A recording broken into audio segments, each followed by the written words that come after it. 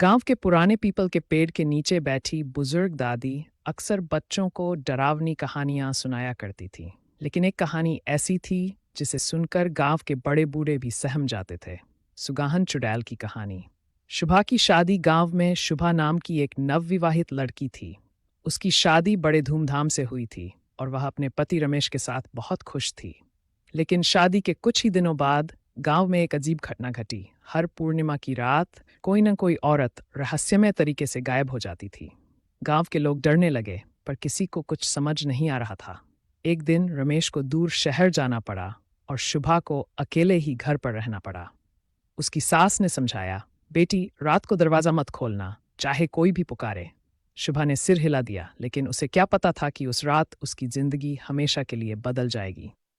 रात का रहस्य। आधी रात को दरवाजे पर किसी ने दस्तक दी। आवाज आई, शुभा दरवाजा खोलो, मैं तुम्हारी सहेली राधा हूं। शुभा चौंक गई। राधा तो पास के गांव में रहती थी, वह इतनी रात का यहाँ कैसे आ सकती है? लेकिन आवाज जानी पहचानी थी, तो उसने धीरे धीरे दरवाजा खोल दिया। जैसे ही दरवाजा खुला, एक काली परछाई तेजी से अंदर घुसी। वह कोई और नहीं बल्कि सुगाहन चुड़ैल थी। उसका चेहरा जुर्रीदार था, लाल आंखें जल रही थी और लंबे नुकीले दांत बाहर निकले हुए थे।